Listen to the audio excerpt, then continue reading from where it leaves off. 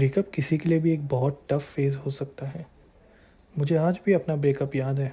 दिन रात कभी भी रोना, अकेले में उदास हो जाना, किसी नई चीज़ करने का मन ही नहीं करना। मेरे फेवरेट खाने तक मुझे खुशी नहीं दे रहे थे। मगर मैंने उस ब्रेकअप के पीछे बहुत बहुमूल्य आंसू और टाइम बर्बाद किए हैं। आपको अपने एक्सपीरियंस से मैं 10 ऐसी चीज़ें बता सकता हूँ जो आपको हेल्प करेगा आपके इस पेनफुल जर्नी से बाहर निकलने में। जी हाँ, ये हैं मेरे टॉप 10 ब्रेकअप से उभरने के टिप्स।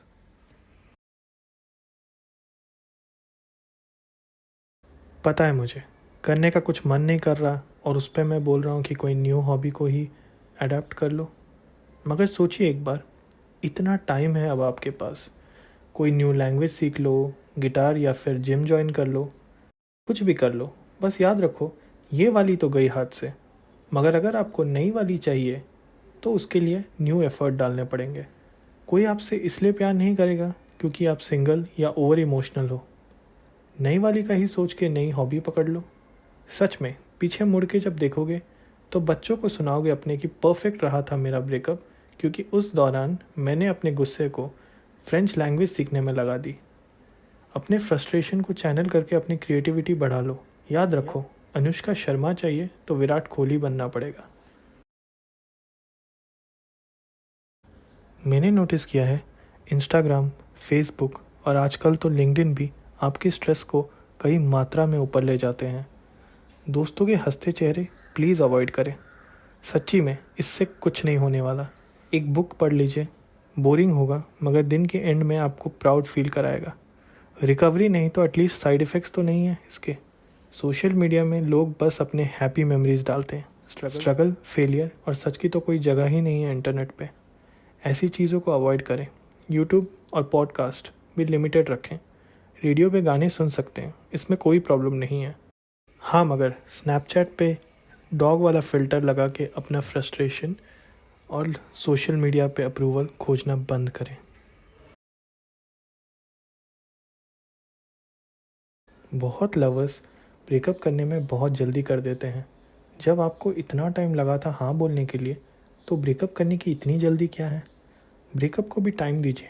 अगर आप सच में एक दूसरे को रेस्पेक्ट करते हो तो प्लीज़ फ़ोन पे और चैट पे ब्रेकअप करना छोड़ दीजिए। एक दूसरे से मिले, बात करें, अपने ऑप्शंस को टटोलें। अंडरस्टैंड करें कि क्या ये ब्रेकअप लास्ट ऑप्शन है।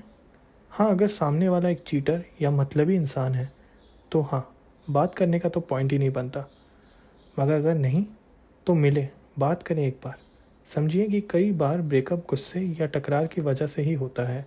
ऐसे में बस थोड़ा टाइम स्पेंड करने से चीज़ें सॉल्व हो जाती हैं।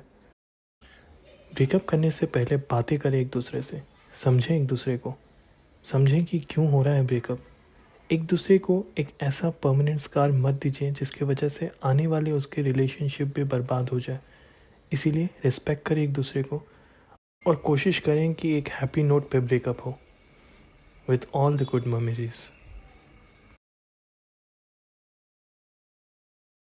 जी हाँ, किसी बड़े से बात करें जिस पे आपको भरोसा हो। वो कोई भी हो सकता है, कूल मामा जी या अमेजिंग भाभी, बस कोई ऐसा जो आपसे ज़्यादा एक्सपीरियंस्ड हो। वो समझते होंगे कि ऐसा बस एक फ़ेज़ है और ये बहुत इम्पॉर्टेंट टाइम है। ऐसा भी हो सकता है कि आप फेसबुक इन्वेंट कर दो या फिर एक आशिक ही बन के रह जाओ। आपके कई दोस्त आपको स्टूपिड एडवाइस करेंगे, सिगरेट पी ले, राहुल से हुकअप कर ले, दारू पी ले, वगैरह वगैरह। मगर एक समझदार इंसान आपको गाइड करेगा और कहेगा कि इट्स ओके, होता है, मेरे साथ भी हुआ है, नॉर्मल है ये सब। ब्रेकअप एक लर्निंग एक्सपीरियंस है। अच्छी चीज़ों को कैरी करें अपने साथ लाइफ भर के लिए और ख़राब यादों को भुला दो। प्रोसेस है, टाइम लगना ही है। बस बात करें किसी समझदार से, और अकेले में घुटने से तो बेटर ऑप्शन यही है।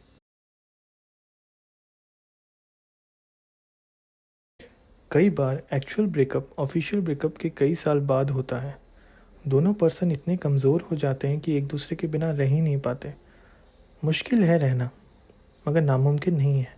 ये करने से आप बस अपने आप को कमज़ोर कर रहे हैं और कुछ नहीं। उसके फ़ोन का इंतज़ार करना या फिर अब भी उससे उतना ही एक्सपेक्ट करना गलत है। स्ट्रॉन्ग बनना होगा, समझना होगा कि लाइफ में और बहुत कुछ है। समझना होगा कि ऐसा करने से आप बस अपने आप को एक झूठा दिलासा दे रहे हो। जाने वाले को कोई नहीं रोक सकता। तो बस खुद से पूछिए, क्या आप ऐसे रिलेशनशिप में फ्यूचर देखते थे? और अगर आपका आंसर नो है तो खुद को कंट्रोल करें। साथ वाले सभी फ़ोटोज़ डिलीट कर दें, कॉन्टैक्ट से हटा दें उसे। उस इंसान को हर जगह से ब्लॉक कर दें एंड अवॉइड करें। बस आज ये थोड़ा रूड लगेगा, मगर यही चीज़ कल के लिए बेस्ट प्लान है।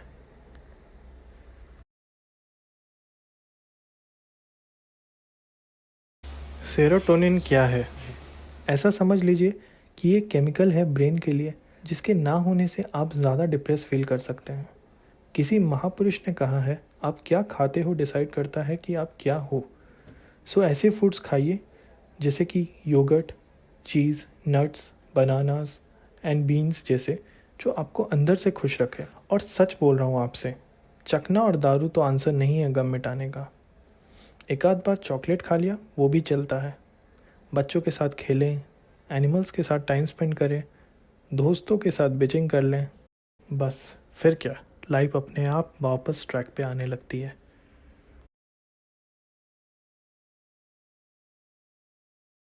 कई बार सोलो ट्रिप एक लग्जरी से ज़्यादा नेसेसिटी बन जाती है। तब बस ले लेना चाहिए। एक दिन का ही क्यों ना हो, मगर ले लीजिए। बस अपनी सिटी के ही दर्शन पे निकल जाइए, न्यू पर्सपेक्टिव मिलेगा लाइफ के। सोलो ट्रिप आपको सिखाएगा इंडिपेंडेंस का असली मज़ा क्या है। जब क्वीन मूवी में कंगना अकेले पेरिस जा सकती है, तो आप एक दिन का लोनावला ट्रिप तो मार ही सकते हो। झूठ बोलो या सच, प्लान करो या अनप्लान, जो भी हो, ये ट्रिप तो लो। डिपेंडेंट होने की जो बुरी लत लग गई है ना आपको, बस इस ट्रिप के बाद वो छूट जाएगी। क्या खाना है, किधर रहना है, किधर घूमना है, ये सब खुद प्लान करो। बजट एलोकेट करो, सेफ रहो और अपने आप को रीडिस्कवर करो।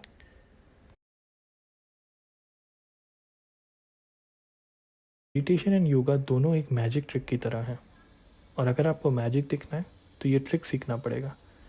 मन नहीं करता तब भी दिन के बस 15 मिनट कर लो। बस थोड़ा मेंटल एंड फिज़िकल एक्टिविटी से बहुत अच्छा फील होने लगता है। मैंने खुद ने ब्रेकअप के बाद मेडिटेशन करना शुरू किया था। कई बार इमोशनल हो जाता था प्रोसेस में, मगर धीरे धीरे फ़र्क पड़ने लगा। अच्छा लगने लगा, कॉन्फिडेंस वापस आने लगा। लगने लगा कि सब सही है, बैक टू नॉर्मल है। ज़िंदगी जीने का एक अलग जोश मिल गया।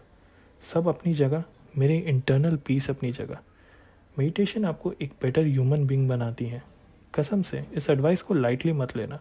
बस 15 मिनट, बस 15 minute, that is all you need.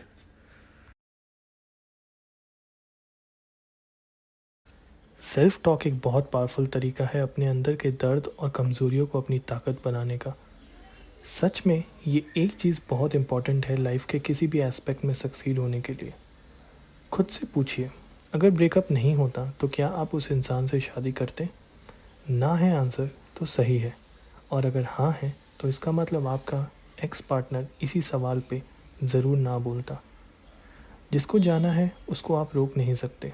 रोकोगे तो वो कुछ देर के लिए रुक जाएगा, कुछ महीनों के लिए, कुछ साल के लिए, बट ज़रूर जाएगा एक ना एक दिन। अच्छा ही हुआ कि आज चला गया। अब आपको अपने लिए बहुत टाइम मिला है।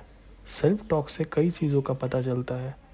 समझिए सेल्फ टॉक कैसे करते हैं, पूछिए अपने से रेलेवेंट क्वेश्चंस, मगर हर एंडिंग नोट पॉजिटिव होना चाहिए। मोटिवेट करें खुद को। कोई आपको मोटिवेट नहीं कर सकता उस हिसाब से जिस हिसाब से आप अपने आप को मोटिवेट कर सकते हैं। बहुत लोग ग्रज रखते हैं, एक गुस्सा, डिसएग्रीमेंट या सिर्फ ईगो। ब्रेकअप के कई साल तक भी ये इमोशंस बहुत स्ट्रांग रहते हैं। तो क्या माफ़ करना सोल्यूशन है? नहीं, मगर मे बी आपका आखिरी स्टेप हो टुवर्ड्स ब्रेकअप।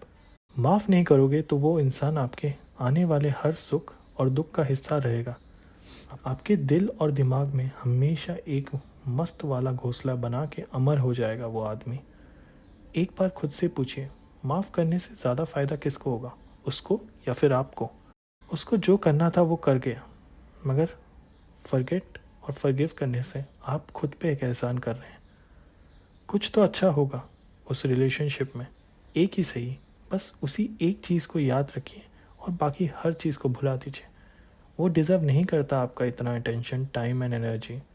ब्लेम गेम से कुछ नहीं होने वाला, बस दिल से फॉरगिव करिए और कोशिश करिए कि आप इस ब्रेकअप को एक सक्सेसफुल ब्रेकअप में कन्वर्ट कर सकें। और इसी के साथ आपका फाइनल स्टेप ख़त्म होता है टुवर्ड्स द सक्सेसफुल ब्रेकअप। तो कैसा लगा आपको हमारा ये अल्टीमेट काउंटडाउन? अगर आपको मेरा काम अच्छा लग रहा है तो प्लीज़ लाइक करें, शेयर करें एंड सब्सक्राइब करें।